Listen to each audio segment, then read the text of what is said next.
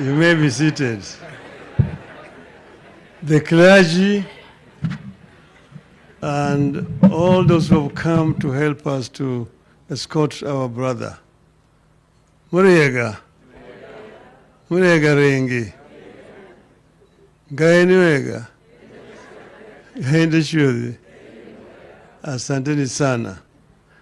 I'm in a rush because I'm going to have to board a plane in the next 1 hour at the airport. That's why I was very, very impatient there.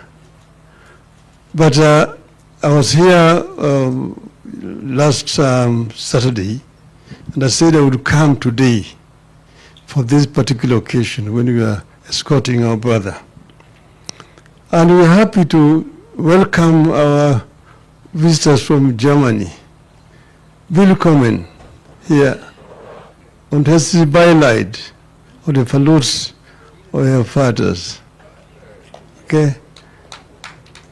Er war ein großer Freund von mir. Und wir haben uns über 60 Jahren getroffen in Deutschland, in Leipzig. I was just explaining to them, I'm welcoming them.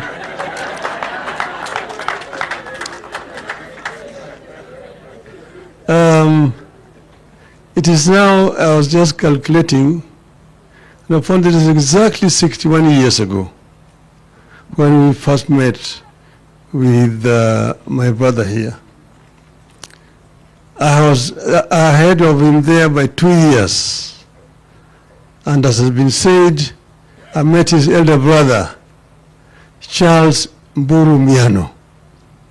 He was already in his third year at the University of Dresden when I went there. But we met in the city of Leipzig. If you follow Bundesliga, there's a club there called RB Leipzig. That is from our town. That is where we are doing the preparation to go to university.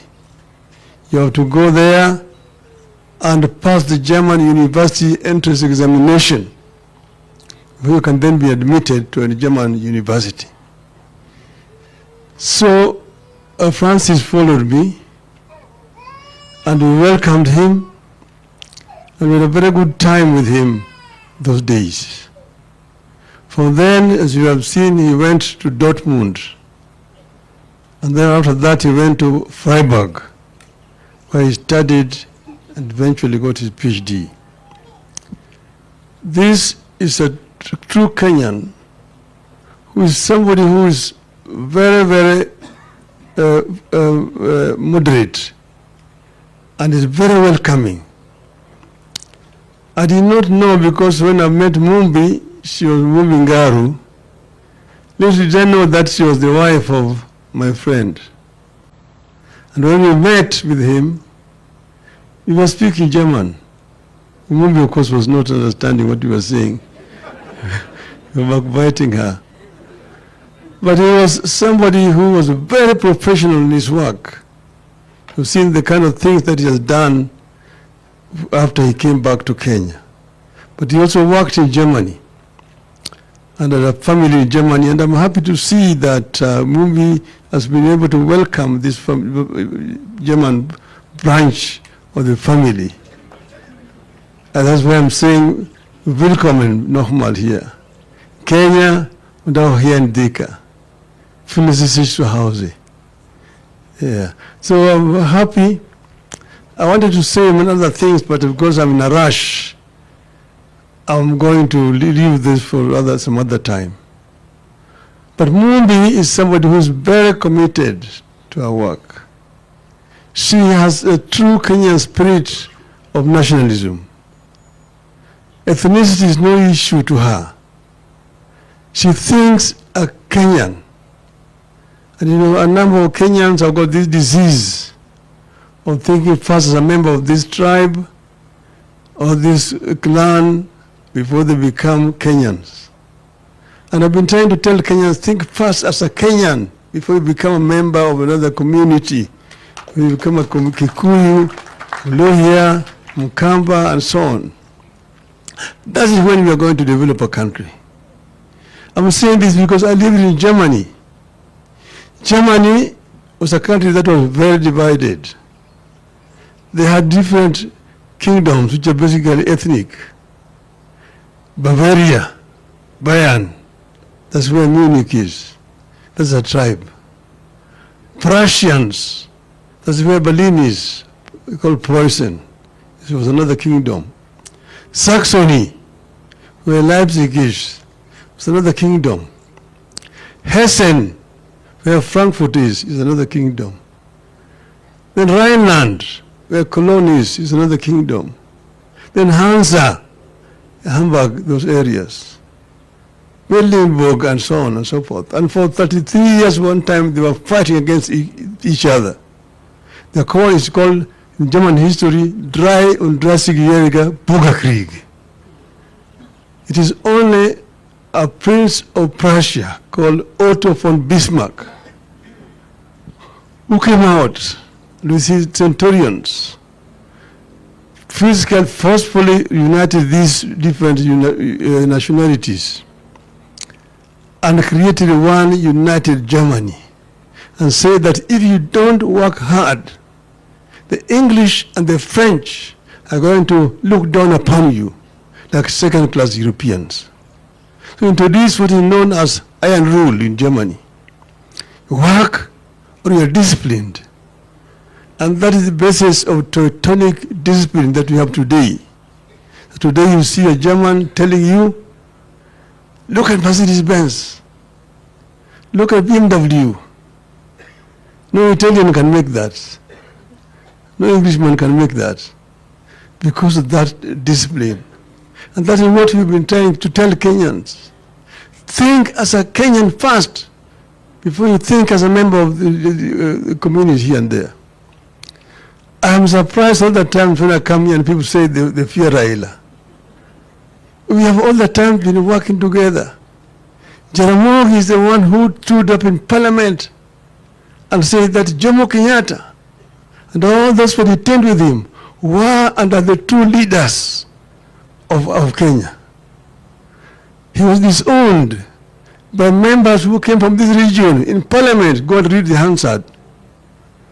But he went on and kept on saying Uhuru na Kenyatta until eventually Kenyatta was released. Kenyatta was released to Jaramogi. Jaramogi, who took Kenyatta to Gatundu, his home, he was released to Jaramogi's hand. Chukua hiyo Kenyatta yako. Deny. And Jaramogi and Kenyatta were one thing on independence. They only disagreed ideologically, not ethnically. Not because Jaramogi was a Luo or Kenyatta was a Kikuyu, no. And that is normal generally in politics. But then me, I've worked with members of this community for a long time. We started with Kenneth Matiba, Kenya Football League, and organized soccer in this country. That Kenya became #1 in the whole of this region. Kenneth Matiba. And when Kenneth Matiba was in trouble with Charles Rubia, he came to me and said, there's a problem here. These people want to arrest us. Only Jaramogi can save us. Arrange for us to meet Jaramogi. And arrange a meeting with Jaramogi, Matiba, and Rubia. And we talked there about how we can fight to change Section 2A and bring back multipartyism. And that's when we met after that meeting, we organized a Kamkunji. Matiba, Rubia, and yours truly were arrested and detained together. Where Rubia ended up being very sick, Matiba got a stroke, and so on and so forth. But we had worked together. We started a Ford, Kenya, Ford. Later on they came and split it into Ford Kenya and Ford Asili. But we had to work together with those people. Fast forward again, when the opposition was divided in 1992 and lost elections, the Nyayo was 34% against opposition's 66%. 97, we were not able to unite. We were defeated. 2002, when the position was divided again, I said Kibaki tosha, and campaigned for Kibaki when he was injured until he became president. Did I not know that Kibaki was a Kikuyu? Did I not know that Kibaki was a Kikuyu? I knew. That's what they are saying that Raila is an enemy of Kikuyus. I don't know where it comes from. We only disagreed with Kibaki when people around him decided not to implement the constitution that we had agreed on, the basis of. So people talking about ethnicity are talking cheap politics, which really is of no roots here. But today we are all escorting our brother. And, but I want us to be united as a people. Kenya is much more important than any one of us. If Kenya burns, we have no country. You've seen around us, Somalia, from 1991 up to today, is in turmoil. Look at South Sudan. Look at DRC. Look at Ethiopia, and some other countries around us here. It is better to have peace that we're having here and push and go and have a peaceful election than to have turmoil in this country. Because if it disrupts, you don't know the end. That is the message that I want to convey here. And finally, I want to say that Parliament must not try to change the constitution because of narrow ends. The constitution that we brought here brought devolution. Devolution need to be defended. Today there's a Gazette notice, they are saying that they want to amend the constitution in order to legalize this CDF national government. What does national government have to do in the counties? In counties, we have counties which have got executive powers to implement. Let the national government let go of resources to the counties as provided for the constitution. Health is devolved, provide the fund down there. Roads also, is devolved. You don't need Kura and Kera. Have only Kenha for the national government, dealing with international highways, national trunk roads and feeder roads, and leave all the other roads in the regions to counties and send the money down there. Why should you be building markets for counties? Let counties build a market themselves. How about affordable housing? Let counties build affordable housing. Then you will not be talking about 15%. You will be talking about 35 to 40% devolved funds. Then you can blame the governors if they're not working. But you cannot blame Governor Sakaja for roads in Nairobi which are not under his jurisdiction. Most of the roads in Nairobi are not county government roads. They are all Kura and Kera roads. What is Kera doing outside Nairobi as a city, the capital of the country?